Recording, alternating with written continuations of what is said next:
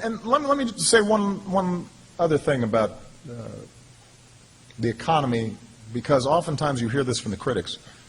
The notion is that the agenda I've just outlined is somehow contrary to pro-business, capitalist, free market values. And since we're here at a business school, I thought it might be useful to point out that Bloomberg, for example, I think came out with an article today saying that corporate balance sheets are the strongest just about that they've ever been. Corporate debt is down, profits are up, businesses are doing good. So this idea that somehow any of these policies, like the minimum wage, or fair pay, or clean energy, are somehow bad for business, is simply belied by the facts. It's not true. And if you talk to business leaders, even the ones who really don't like to admit it because they don't like me that much, they'll admit that actually their balance sheets look really strong and that this economy is doing better than our competitors around the world. So don't buy this notion that somehow this is an anti-business agenda. This is a pro-business agenda. This is a pro-economic growth agenda. Now, I'm not on the ballot this fall. Michelle's pretty happy about that. But make no mistake, these policies are on the ballot. Every single one of them. This isn't some official campaign speech or political speech, and I'm not going to tell you who to vote for, although I suppose it's kind of implied.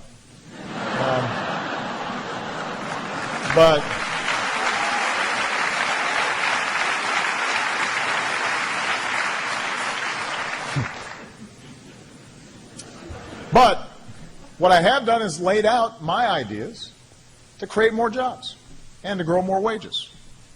And I've also tried to correct the record because, as I said, there's a lot of noise out there. Every item I ticked off, those are the facts. It's not conjecture, it's not opinion, it's not partisan rhetoric. I laid out facts. So I've laid out what I know has happened over the 6 years of my presidency so far, and I've laid out an agenda for what I think should happen to make us grow even better, grow even faster. A true opposition party should now have the courage to lay out their agenda, hopefully also grounded in facts. There's a reason fewer Republicans are preaching doom on the deficits. It's because the deficits have come down at almost a record pace, and they're now manageable. There's a reason fewer Republicans, you hear them running around about Obamacare. Because while good, affordable health care might seem like a fanged threat to the freedom of the American people on Fox News, it turns out it's working pretty well in the real world.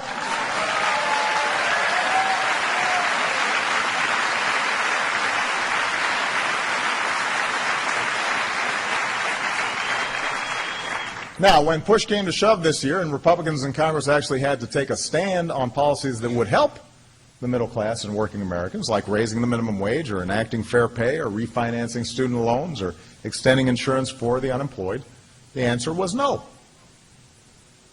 The one thing they did vote yes on was another massive tax cut for the wealthiest Americans. In fact, just last month, at least one top Republican in Congress said that tax cuts for those at the top are, I'm quoting here, even more pressing now than they were 30 years ago. More pressing. When nearly all the gains of the recovery have gone to the top 1%. when income inequality is at as high a rate as we've seen in decades, I find that a little hard to swallow, that they really desperately need a tax cut right now. It's urgent. Why? What are the facts? What is the empirical data that would justify that position? Kellogg Business School, you guys are all smart. You do all this analysis. You run the numbers. Has anybody here seen a credible argument that that is what our economy needs right now? Seriously. But this is if you watch the debate, including on some of the business newscasts, and folks are just pontificating about how important this is. Based on what? What's the data? What's the proof? If there were any credible argument that says when those at the top do well, and eventually everybody else will do well, it would have borne itself out by now. We'd see data that that was true. It's not. American economic greatness has never trickled down from the top. It grows from a rising, thriving middle class and opportunity for working people. That's what makes us different. So,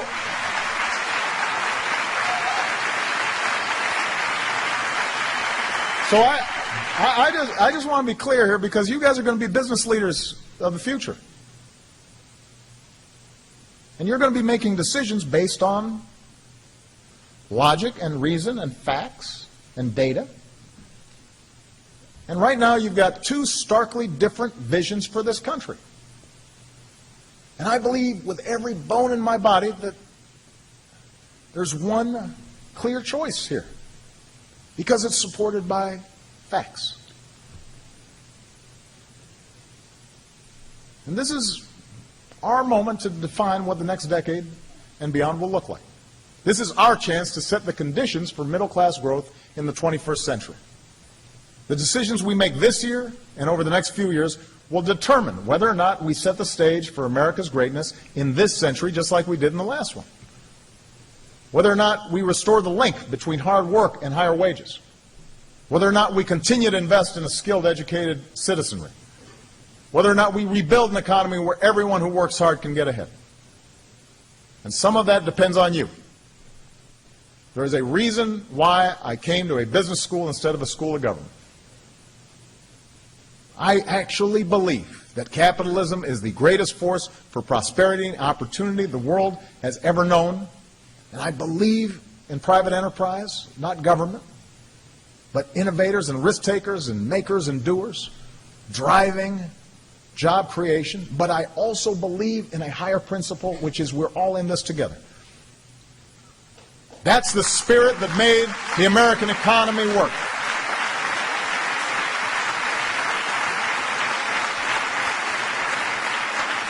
That's what made the American economy not just the world's greatest wealth creator, but the world's greatest opportunity generator. And because you're America's future business leaders and civic leaders, that makes you the stewards of America's greatest single asset, and that's our people. So as you engage in the pursuit of profits, I challenge you to do so with a sense of purpose. As you chase your own success, I challenge you to cultivate more ways to help more Americans chase their success. It is the American people who've made the progress of the last 6 years possible. It is the American people who will make our future progress possible. It is the American people that make American business successful. And they should share in that success. It's not just for you, it's for us.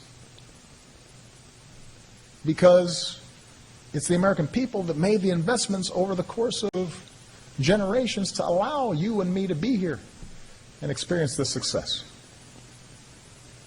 That's the story of America. America is a story of progress. Sometimes halting, sometimes incomplete, sometimes harshly challenged. But the story of America is a story of progress.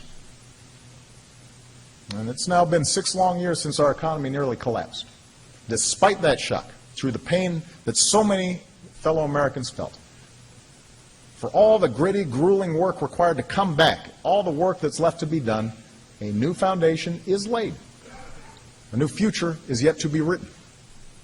And I am as confident as ever that that future will be led by the United States of America.